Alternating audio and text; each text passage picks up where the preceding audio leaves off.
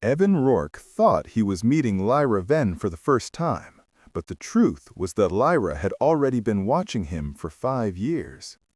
When Evan Rourke traveled to Texas to meet 19-year-old Lyra Venn, he expected love. What he found instead was a house full of altered bodies, missing identities, and a girl who had memorized every detail of his life. Lyra Venn looked fragile, but her past wasn't. And when Evan Rourke stepped into her home, he walked straight into the remains of a secret experiment, one that had begun long before he even knew her name. Evan Rourke believed Lyra Venn was just an online artist, but the moment he entered her silent Texas house, he realized he wasn't meeting a stranger. He was meeting his stalker. Lyra Venn had no friends, no family, and no breasts.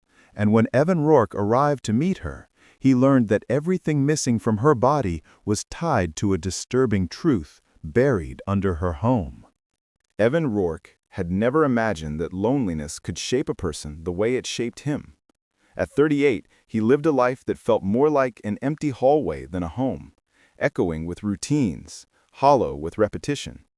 His small apartment in Ohio carried the scent of reheated dinners and stale coffee, the kind made only to fill the silence. Most days, he worked long shifts at a warehouse where he blended into the background, unnoticed and unremarked upon. Nights were quieter still, slipping by as he scrolled through the internet, searching for something that could make him feel connected again. It was during one of those late, restless nights that he stumbled into an online art forum. He had clicked on it by accident, the result of wandering through links with no destination. At first, the place felt like a foreign language, strangers discussing techniques and textures he didn't understand. But amidst the sea of digital sketches and casual chatter, one profile caught his attention. The username was simple yet unusual: Lyra Venn 19. Her posts were filled with striking minimalist drawings, sharp lines forming lonely figures, quiet settings, and desert landscapes rendered in tones that somehow felt colder than sand should ever be. What hooked Evan wasn't the art at first. It was the captions. Some were almost poetic, others fragmented, as if they were pieces of a larger story she wasn't ready to tell. He found himself returning to her posts repeatedly, unsure why they lingered in his mind. Over time, he learned small pieces about her. She lived in a rural part of Texas. She was 19, and she said she drew to make sense of the world around her. She described herself as an introverted, quiet soul who preferred the company of her sketchbook to the noise of people. Their interactions were simple. Evan left comments complimenting her style. She replied with brief, distant notes of thanks. But gradually, those comments shifted into private messages. Lyra started sharing drafts she hadn't posted publicly, sketches of silhouettes facing away, anatomical studies with unusual proportions, and landscapes that somehow conveyed isolation more than beauty. Evan felt strangely honored that she trusted him enough to send things not meant for the forum. As days became weeks, and weeks became months, Evan's attachment deepened. She wasn't like anyone he knew. Her thoughts were unpredictable, sometimes drifting into philosophical reflections about identity, sometimes fixating on peculiar details about the human body. She spoke often about how people were collections of shapes, and how understanding those shapes was the key to understanding the person. Evan didn't fully grasp her meaning, but he was drawn in by it, by her intensity, by her mystery, by a softness beneath her odd metaphors. Before long, she became a fixture in his life. He began waking with anticipation for her messages and falling asleep with her artwork lingering in his mind. For the first time in years, he felt seen, even if their connection existed only through screens and pixels. She asked about his routines, his childhood, the things he feared. She remembered small details he didn't even realize he had told her. In return, she shared fragments about her home, a desolate stretch of land, a house that used to belong to her family, and a constant sense of not fitting anywhere except in her drawings. Eventually, she suggested he visit. The message had been brief, almost abrupt, but unmistakably intentional. She said she wanted him to see her world, to understand her art from the source. Evan stared at the invitation for hours before responding. Part of him feared the risk, the age difference, and the uncertainty of meeting someone so different from anyone he'd ever known. But the other part, the much louder part, felt drawn toward her in a way he couldn't explain. When he finally booked the ticket to Texas, he convinced himself that the journey meant hope. It meant the possibility of a life not dominated by loneliness. It meant that someone, somewhere, had chosen him. What he couldn't know yet was that the connection he believed he had built was only a faint shadow of something much deeper, much darker, and far more deliberate than he imagined. Evan's phone lost signal 20 minutes after he exited the highway. The rental car's GPS froze on a blank, blinking icon that suggested nothing existed in the direction he was heading. The road narrowed until it felt more like an old service trail than a proper path, with dust clouds rising behind him and low brush scraping the sides of the vehicle. He kept driving because the alternative was turning back, and after months of anticipation, he refused to accept that possibility. The directions Lyra had sent were handwritten in a message, cryptic and sparse, noting landmarks like a crooked fence post and a rusted cattle gate, rather than actual street names. He followed them with uneasy faith. Larkspur County stretched wide around him, a landscape defined by silence and heat. The sky felt endless, washed in pale blue, while the earth below looked sunburned and brittle. Old barns leaned like tired giants, and fences sagged in defeat. The place felt abandoned by time, left to bake under the sun without protest. Evan saw almost no signs of human life, no cars, no houses within view, no movement in the distance except for the trembling mirages rising from the asphalt. After nearly an hour of following Lyra's strange instructions, he spotted the windmill she had mentioned, a skeletal structure fighting to stay upright, its blades crooked and barely attached. She had written that her driveway started just beyond it, though the terrain around the area looked like untouched prairie. Only when he slowed the car did he notice 2 tire tracks pressed into the dirt, so faint they could have been made years ago. He followed them, the car rocking over uneven ground, until the shape of a house emerged from the haze. It was larger than he had expected, but empty-looking. Weathered boards covered the exterior like patched skin, and the once white paint had peeled back to reveal gray wood beneath. The roof sagged in the center, and several windows were clouded with dust, as if the glass had aged along with the structure. The front porch leaned forward as though ready to collapse into the yard at the next strong breeze. Evan parked the car, switched off the engine, and sat for a moment, studying the place. It wasn't the home he had imagined from Lyra's vague descriptions. It wasn't even close. There was no sign of life, no sound, no movement, nothing that suggested a teenager lived there alone. Still, he climbed out of the car. The heat pressed against him like a heavy hand as he crossed the dry yard. A broken swing hung from a gnarled tree. The seat rotted through. The front steps creaked under his weight. He paused at the door, expecting to knock, but when he touched the handle, it clicked open without resistance. The interior smelled of dust and something faintly metallic. The first thing he saw were drawings pinned to the walls, dozens of them. They formed a pathway of images leading deeper into the house. The sketches were eerily similar to the ones Lyra had shown him online, but these were more detailed, more disturbing, more obsessive. Most depicted human figures stripped of defining features, torsos with limbs removed, silhouettes without faces, forms missing critical anatomical parts. The recurring absence of female chests appeared again and again, so consistently that it no longer felt like artistic expression but a fixation. Evan stepped carefully, noticing the wood floor had patches of discoloration, as if sections had been bleached or cleaned too aggressively. The silence inside was so complete that his own breathing sounded intrusive. He called out her name once, but his voice seemed swallowed by the stillness. No answer came. He followed the trail of drawings, each pinned with black tacks, creating an unsettling gallery that stretched through the hallway. In the living room, more drawings covered the furniture. Every available surface held some form of artwork. Pages spread across the couch, the coffee table, and even the floor. The style was the same as her online work, but multiplied into an overwhelming display. Some images were barely begun, while others were violently detailed, with lines pressed so hard into the paper they tore through. Several pages had been scribbled over with frantic black strokes, as if she had tried to erase something she couldn't bear to see. A faint humming rose from upstairs. At first, Evan thought it might be an appliance, but the sound was uneven, mechanical yet unstable, like something struggling to keep running. It vibrated softly through the floorboards, guiding him toward the staircase. As he ascended, he noticed more peculiarities.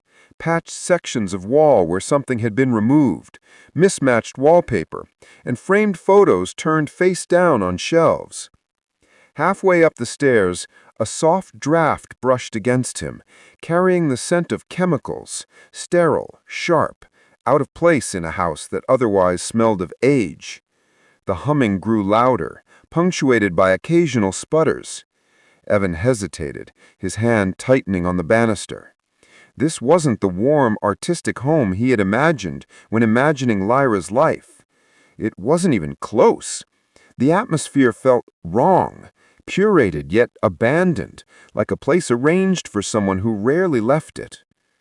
On the second-floor landing, he saw a hallway lined with more drawings. These were different.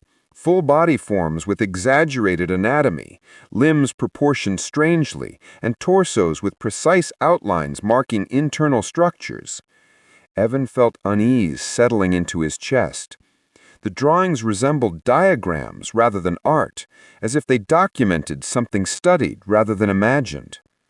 The humming came from behind a half-open door at the end of the hall. Bright light spilled through the gap, harsher than any bulb he had seen downstairs. As he approached, the floorboards under him groaned loudly. He stopped, listening. The humming faltered once, then resumed with a jagged buzz. His heart thumped in his ears, drowning out the quiet of the house. Before he could move closer, a shadow shifted in the light behind the door. Slow, measured, unmistakably human. Evan froze. Someone was there, waiting, as still as a photograph. And he suddenly realized he had no idea who he was about to meet. Lyra stood at the top of the stairs with such stillness that for a moment Evan wondered if she had been there the entire time, silently watching him explore the house. Her small frame was outlined by the harsh light behind her, and as she stepped forward, he noticed the unmistakable absence that immediately struck him. Her chest was completely flat, not merely slight but anatomically unusual, as if her body had developed along an entirely different path from other young women. She seemed unbothered by it, almost unaware, and her expression remained unreadable, neither welcoming nor alarmed by his presence. Her appearance was different from the edited photos she had sent online. She was thinner, paler, and carried a strange delicacy that made her look fragile, while also projecting an unsettling sense of detachment. Her movements were deliberate, controlled, and nearly soundless, as if she had learned to preserve energy or avoid drawing attention even inside her own home. Evan tried to read emotion in her face, searching for shyness, excitement, anything familiar, but she held her features in a calm, blank neutrality that revealed nothing. She didn't speak or gesture for him to follow, yet she walked past him down the hallway with the quiet expectation that he would come along. Evan followed because he didn't know what else to do. He had imagined their first meeting countless times, picturing nervous smiles or awkward small talk. Instead, he felt like an intruder being tolerated in a place shaped by secrets. She led him into a narrow room filled with objects he couldn't immediately identify. The air smelled faintly sterile. sharp like rubbing alcohol, mixed with old paper and dust. Medical textbooks were stacked in tall, uneven towers, some so worn the spines had split. Journals sat among them, many handwritten, their pages sticking out like frayed tongues. On the far wall stood a desk cluttered with anatomical diagrams, scribbled notes, outdated medical equipment, and jars filled with cloudy preservatives containing what looked like organic samples, perhaps from animals, though he wasn't certain. His breath caught as he realized the room resembled more of a workspace than a bedroom. It felt like stepping into a private laboratory that had been left in mid-use. Lyra stood near the desk, her fingers lightly touching the edge of a notebook, but she didn't open it or offer an explanation. Instead, she observed him, her expression unchanged, as if she were assessing what he might understand on his own. He tried to remain calm, convincing himself that maybe she was studying anatomy for her artwork. But the textbook titles went beyond casual interest. Surgical manuals, developmental biology references, and old research papers dealing with embryology. Some pages contained sketches similar to those he had seen pinned downstairs, bodies without facial features, torsos altered in ways that suggested surgical modification. Certain drawings were carefully labeled, detailing measurements and notes written in tight, precise handwriting. That handwriting didn't match Lyra's messages. It was older, more deliberate. Some dates in the margins stretched back over a decade, long before she would have been old enough to study such material. Evan scanned the documents and found mismatched ID cards scattered among them. Each belonged to different young women around Lyra's age, their photos showing slight similarities, similar hair color, similar bone structure, similar eyes. Yet each ID was tampered with, crucial information obscured or blacked out entirely. The dates were inconsistent, locations varied, and some were issued in states Lyra never mentioned. A chill traveled down his spine. He wanted to ask her about them, but found himself unable to speak. Lyra watched him closely, not stepping closer, not backing away, simply standing in quiet expectation. Her stillness made him increasingly aware of his own presence, his heartbeat louder than it should have been in the hushed room. As he continued scanning the shelves, he noticed framed photographs turned face down beneath stacks of paper. Without thinking, he lifted the top frame. The image inside showed a man in a white lab coat, his expression stern and clinical. A name tag identified him as Dr. Lyra Venn. The last name matched Lyra's, but she had never mentioned any family in their conversations. Before he could process the connection, he saw more photos beneath the first.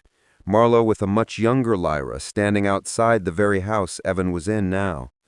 Her appearance in the image was jarring, thinner, more fragile, with wide eyes that hinted at fear rather than childhood innocence. Evan set the photo down, his hands trembling slightly.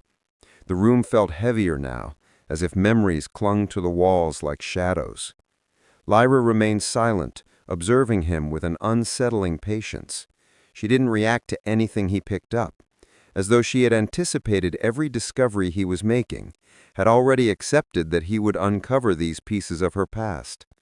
He tried to organize his thoughts, but everything around him seemed to twist into a narrative he wasn't prepared to understand. The altered IDs, the medical journals, the preserved specimens, none of it aligned with the image of the lonely young artist he had grown attached to online. It felt like he was standing inside the remnants of someone else's life, someone whose influence still lingered in every corner of the house. He noticed something else. A series of notebooks arranged in a straight line on a shelf. Each was labeled with a number and year. One was left open, its pages filled with clinical observations written in meticulous handwriting. The notes discussed physical developmental abnormalities, growth corrections, and experimental hypotheses. The last few pages contained references to a subject, though no name was listed. The tone was detached, scientific, almost cold. As he read, he sensed movement behind him. Lyra had stepped closer, her presence suddenly uncomfortably near. She still made no sound. Evan felt the weight of her gaze settle on him and the notebook he held, as if she were waiting for him to connect the last missing pieces. A tightening sensation gathered in his chest, a slow realization forming, one he didn't want to face. Someone had shaped her life long before he arrived, someone obsessed with anatomy, alteration, and control. And Lyra had grown up inside that obsession. Evan's hands shook as he left the narrow study. The air in the hallway felt colder now, as though the house itself had shifted in response to what he had discovered. Every instinct told him to leave immediately, yet something stronger, an uneasy mix of curiosity and dread, pushed him to continue exploring. He told himself that understanding the full truth might help him make sense of Lyra's past, or at least explain the unsettling behavior she had shown since his arrival. He stepped back into the hallway where the floorboards groaned with each movement, as if warning him not to go any farther, but he did. Something about the house felt orchestrated, as though every room held a piece of an unfinished story someone expected him to find. When he reached the center of the hall, he noticed a faded rug that seemed oddly placed. It didn't match the rest of the decor, too clean compared to the dusty floor around it. The edges were tucked sharply, almost deliberately, like someone had arranged it with care. Evan crouched and lifted the corner. Beneath it was a square outline carved into the floorboards, its handle recessed and nearly invisible. The trapdoor didn't fit perfectly. A faint crack allowed a thin draft to escape, cold, chemical-scented, and out of place in a warm old house. His pulse quickened as he slid his fingers into the groove and lifted. The hinges resisted for a moment before giving way with a soft metallic snap. A rush of chilled air swept past him from below, carrying a sterile, unfamiliar scent. Stairs descended into a dim space lit by a weak, flickering bulb. The walls were lined with unfinished boards, and the steps creaked under his weight as he descended slowly, gripping the railing, even though it felt sticky with age. At the bottom, the room opened into a large, underground space. It was colder than he expected, the air almost refrigerated. The light flickered overhead, revealing shelves filled with jars and containers. Some held cloudy liquids, others contained indistinct shapes that made his stomach tighten, though nothing was immediately recognizable. The jars looked more like abandoned scientific samples than anything meant for artistic inspiration. On one wall, papers hung in a carefully arranged pattern, each pinned with precision. These diagrams resembled blueprints, but instead of buildings, they mapped human bodies, muscle groups, organ placement, and skeletal structures, all drawn with clinical accuracy.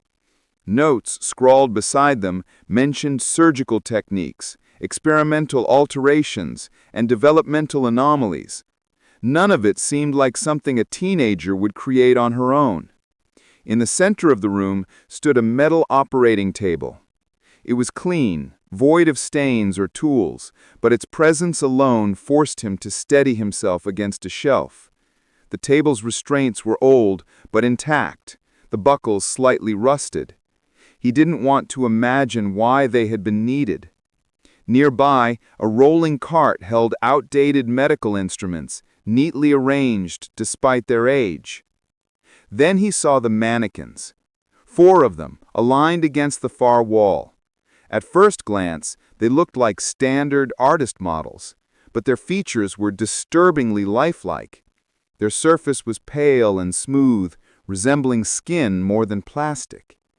Each one had missing sections, breasts removed with uncanny precision, abdominal areas shaped differently, heads molded without facial features. They weren't artistic expressions. They were anatomical studies, attempts to recreate altered human forms. A shudder ran down his spine as he realized how closely they matched Lyra's own physique. On a small table near the mannequins lay a worn journal. its leather cover cracked with age, the pages inside yellowed but meticulously written. Evan opened it, scanning the entries. They were signed by Dr. Lyra Venn, and the contents formed a disturbing narrative. Unauthorized research, anatomical experiments, attempts to manipulate physical development, and references to a project involving correction of deviations. The tone was detached, scientific, and devoid of empathy. The final entries hinted at a subject he believed held unique potential, though the details were left vague. Evan felt the air thicken around him. The basement wasn't simply a workspace, it was the heart of a secret that had shaped Lyra's entire existence. Everything pointed to the possibility that her father had used her as part of his experiments, altering her development from a young age. The evidence was overwhelming, yet incomplete, leaving him without a full picture and with far too many questions. As he closed the journal, the light flickered more violently. He looked toward the staircase, half expecting to see someone there, but it remained empty. His breathing quickened as he tried to process what he had uncovered. The house's silence pressed in against him, heavy and suffocating. He turned to leave, clutching the railing as he ascended the narrow stairs.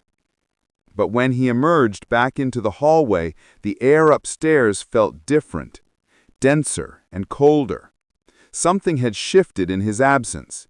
The atmosphere carried a weight that hadn't been there before, a tension he could almost feel physically. The shadows seemed longer, darker, and the house no longer felt simply empty. It felt watched. He stepped away from the trap door, letting it fall shut behind him. The dull thud echoed through the hallway like a closing warning. As he looked up, he noticed something new on the wall, something he was certain hadn't been there before. A fresh sketch pinned to the wood. It depicted a single figure standing in a hallway, drawn from behind. The proportions matched him perfectly. The slope of his shoulders, the shape of his stance, even the wrinkle in the back of his shirt.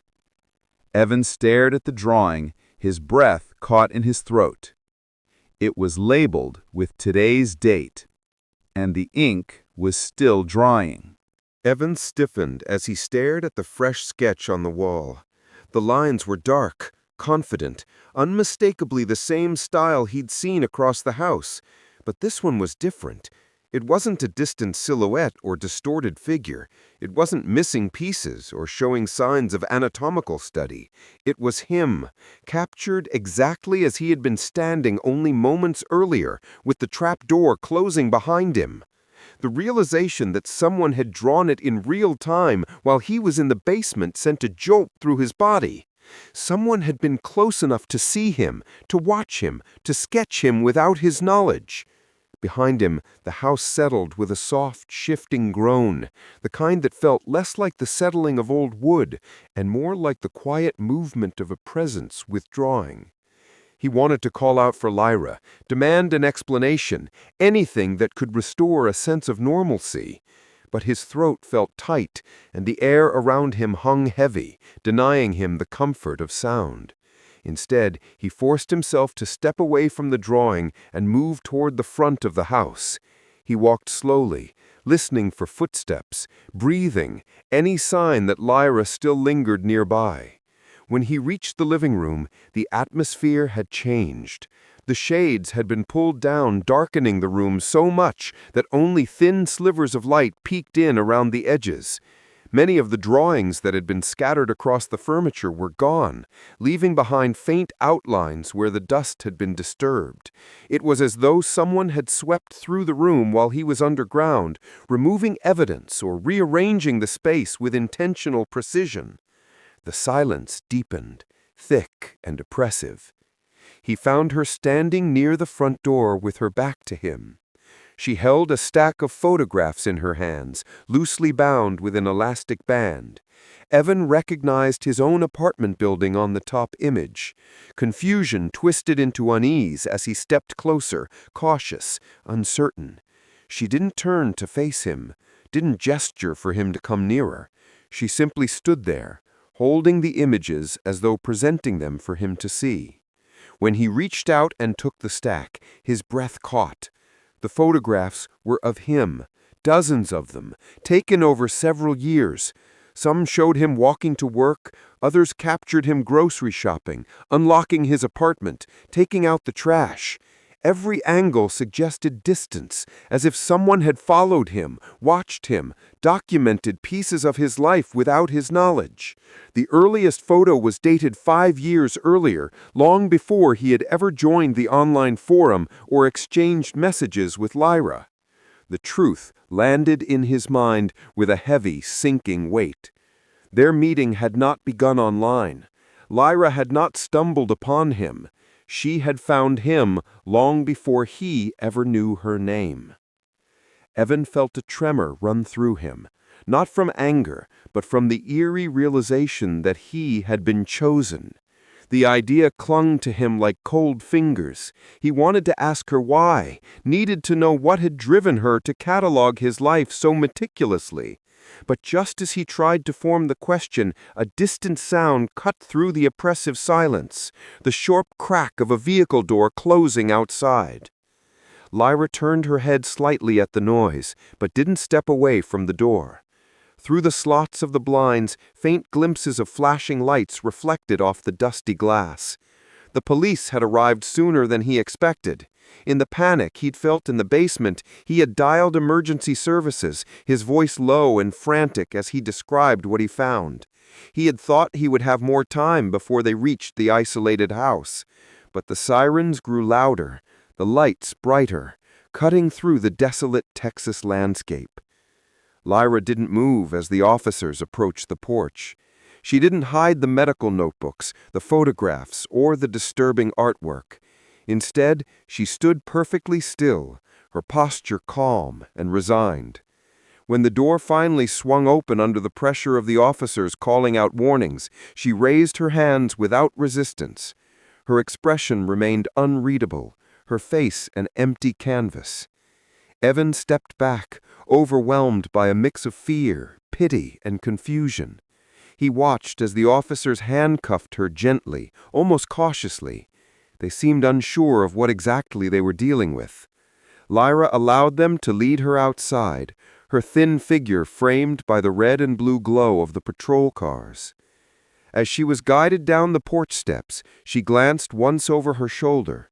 The look she gave him wasn't accusatory or pleading. It wasn't even sad. It was something he couldn't interpret, a silent message that left him with a chill running down his spine. Then she turned away again, disappearing into the cluster of lights and uniforms. In the months that followed, investigations revealed fragments of her past, but never the complete truth. The journals confirmed that Dr. Lyra Venn performed unsanctioned experiments, many involving his daughter. Neighbors recalled strange activities at the house years ago, followed by Marlowe's abrupt disappearance. But details surrounding Lyra's early life and her years of following Evan remained murky. She refused to speak to authorities, offering no explanation for the photographs or her obsession. Evan returned to Ohio, but nothing felt the same. His apartment, once merely lonely, now felt invaded by invisible memories. He often woke at night convinced he heard sketching sounds, the soft drag of pencil on paper. He knew it was only in his mind, but it didn't matter. The unease had rooted itself deep within him. What haunted him most wasn't the basement or the mannequins or even the years of photographs. It was the unanswered question that echoed through his mind whenever he closed his eyes. Why him? Why had she chosen him, followed him, watched him? And the more he thought about it, the more one fear began to gnaw at him. What if she hadn't chosen him at all? What if he had simply been the next one? Evan tried to rebuild his life in the months after leaving Texas, but the memories followed him home like a stray shadow that refused to detach. The warehouse where he worked felt more claustrophobic than before, its fluorescent lights now harsh and unforgiving. His coworkers noticed he had grown quieter, more withdrawn, though he brushed off their questions with vague excuses. There were days when he found himself staring blankly at a pallet of boxes, jolting back to reality only when a supervisor called his name. Every small sound, a creaking shelf, a closing door, the scrape of cardboard, seemed sharper, as though his senses had been rewired by the events at the Venn house. His apartment felt different, too. What had once been a place of quiet routine now felt suffocating. He found himself checking the locks multiple times a night, pacing from window to window, listening for footsteps that never came. The photographs Lyra had taken of him had been seized by investigators, but the memory of them lingered like an echo. The angles, the distance, the years of watching without his awareness. Whenever he stepped outside, he caught himself scanning parking lots, rooftops, alleyways, anywhere a camera lens could hide. He told himself this vigilance was temporary, but it didn't fade. Instead, it grew. The investigation into Lyra's past dragged on with little progress. Detectives contacted Evan occasionally, asking him to clarify small details about their online interactions or to confirm dates and times. Each conversation left him more unsettled. They told him that the medical journals were authentic, that Dr. Lyra Venn had been a licensed physician before vanishing more than a decade prior. But no legal records, no formal charges, no documented patients linked him to the kind of experimental work implied by the basement. Everything remained speculative, fragmented, impossible to piece into a full picture. Lyra, now held in a psychiatric facility due to her refusal to communicate, offered no explanations. She sat in interviews without reacting, answering nothing, sometimes staring past the investigators as if she was watching something behind them. When they asked her about the photographs of Evan, she remained silent. When they pressed her about the mannequins, she looked down at her hands. As far as anyone could determine, she had simply stopped engaging with the world. But Evan felt certain she hadn't severed her connection with him. Not entirely. The feeling began subtly, a prickling awareness that someone was watching him again. He dismissed it at first, chalking it up to anxiety. But the sensation intensified during small, quiet moments, late at night while brushing his teeth, early in the morning as he packed his lunch for work, while walking home beneath dim streetlights. The sense of eyes lingering on him became a near-constant discomfort. He tried to reason with himself. Lyra was confined. The investigation was ongoing. It was all in his head. Then small things in his apartment began to shift. A chair he was certain he had pushed under the table sat pulled out by a few inches. A book he remembered placing on the top shelf had somehow migrated to the middle one. The curtains he always left open were drawn shut one evening when he returned home. None of it was drastic, but each detail felt intentional, subtle enough that someone might hope he would question his own memory rather than the environment. One night, he found a sheet of paper slipped beneath his front door. No signature, no message, just a single sketch.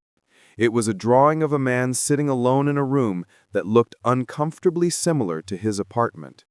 The figure's shoulders were hunched, his head tilted downward, and the shadows around him were deepened with heavy strokes. Lyra's style was unmistakable. He stared at the drawing for a long time, trying to slow his breathing.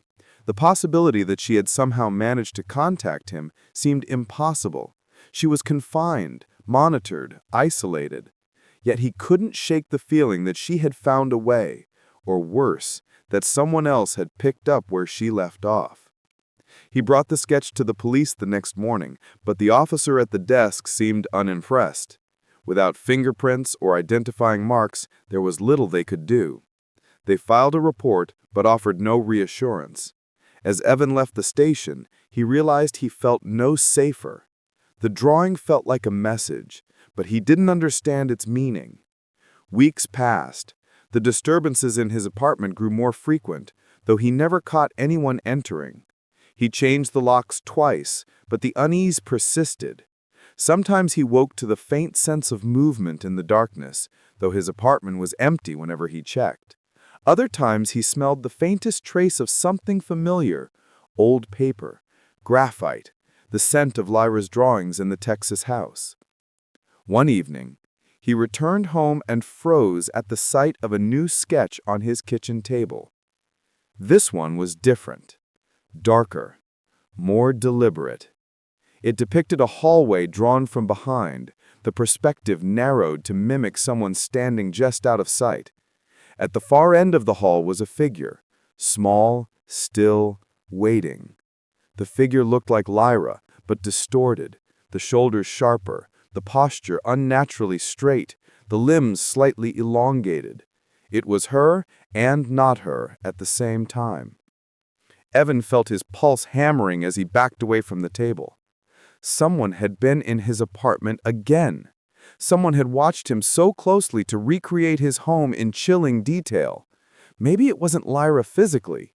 Maybe it was someone connected to her past, to her father, or to the strange influences that had shaped her life. Maybe she wasn't the last remnant of Lyra Venn's obsession. Maybe she was only the most accessible piece. The final shot came 3 nights later, when he woke to a soft, rhythmic sound, a faint scraping, like pencil on paper. He sat up in bed, his heart pounding, realizing the sound was coming from just outside his bedroom door. And then the scratching stopped. Evan sat frozen in his bed, his eyes locked on the faint sliver of darkness beneath the bedroom door. The silence that followed the scratching was worse than the noise itself. It felt deliberate, like whoever had been drawing on the other side had paused because they knew he was awake. The house held its breath with him. Not a floorboard shifted, not a car passed outside, not even the hum of the refrigerator broke the tension. It was the kind of stillness that made the air feel thick, as if something were pressing against his chest. He strained to hear any sign of movement. Seconds dragged into minutes, but nothing else happened. No footsteps retreated, no doors creaked open or closed. The quiet was unnatural, too complete to belong to an empty apartment. Evan slid out of bed and took a cautious step toward the door, each movement slow and measured. His hand hovered over the knob as fear clawed up his spine. He wasn't sure he wanted to see what waited on the other side. When he finally opened the door, the hallway was empty. The lights were off, but the glow from the streetlights seeped faintly through the living room curtains, casting long shadows along the walls. On the floor directly outside his door lay a sheet of paper. He recognized the texture before he picked it up, the same type of sketching paper Lyra had used in Texas. This drawing was different from the others. It wasn't a depiction of his apartment or of a looming figure. Instead, it showed him lying in bed exactly as he had been moments earlier. The perspective suggested the artist had been standing at the foot of his bed. Every detail was precise. The way his blanket curved at the edges, the slight crease on his pillow, even the angle of his bent knee. It was impossible to dismiss. Someone had been inside his bedroom. He stumbled backward, nearly dropping the drawing. His pulse hammered in his ears, drowning out everything else. He rushed to turn on every light in the apartment, flipping switches with shaking hands. Brightness flooded the space, but it didn't give him the relief he hoped for. Instead, it made the shadows seem deeper, more purposeful. He checked every room, bathroom, closet, kitchen, even behind the shower curtain. Nothing. The locks on the doors were intact, the windows were still latched. There was no sign of forced entry. Whoever had been there had come and gone without breaking anything, without leaving evidence, without making a sound, except for the scratching. The next morning, he called the police again, but their patience was fading. The officer who arrived walked through the apartment with mild boredom, jotting down a few notes before suggesting that stress might be warping Evan's memory. He tried to show the sketch as proof, but without fingerprints or verifiable links to Lyra, the officer dismissed it as unlikely to be criminal. Evan felt something inside him wilt as the officer left without offering any real assistance. He stayed home from work that day, unable to push the dread aside. The hours passed slowly, stretching into a long, anxious silence. He checked the windows repeatedly, expecting to see someone watching from the street, but no one appeared. As evening arrived, he brewed coffee he didn't drink and paced the living room in a restless loop. The apartment felt wrong. Every corner seemed to hold the weight of an unseen presence. By nightfall, he decided he couldn't stay there any longer. He grabbed a bag, stuffed it with clothes, and headed for the door. Just as he reached for the knob, he noticed an envelope wedged beneath it, thin, white, and unmarked. His stomach dropped. He bent to pick it up with trembling hands. Inside was another drawing. This one showed the exterior of his apartment building, but not as it normally looked. The windows were all dark, except one, his bedroom window, glowing brightly against the shadowed facade. At the base of the building stood a small figure drawn in heavy strokes, staring up at the lit window. The details were sparse, but the implication was unmistakable. Someone had watched him from below his building that very night. Evan felt panic rising in his throat, threatening to choke him. He dropped the drawing and backed away. He wasn't safe here. Not in his apartment, not in his neighborhood, maybe not anywhere. He grabbed his keys and fled, taking the stairs 2 at a time. He didn't stop until he reached his car, breathless and shaking. He spent the night in a motel on the outskirts of town, the cheapest one he could find. The room smelled of mildew and the sheets were thin, but it was somewhere he had never been before, somewhere anonymous. He locked the door, wedged a chair beneath the handle, and left the TV on to drown out the silence. Sleep came in short, restless bursts. He dreamed of hallways drawn in charcoal, of mannequins with blank faces, of eyes watching him from the corner of every room. He woke before dawn, drenched in sweat, convinced someone was in the room, but when he turned on the light, he found nothing. He was about to lie back down when he noticed something on the bedside table. A single sheet of paper, thin, white, familiar. On it was another drawing. This one showed a motel room with a figure curled up on the bed, and in the corner of the sketch, barely visible, was a shape emerging from the shadows, long-limbed, silent, approaching.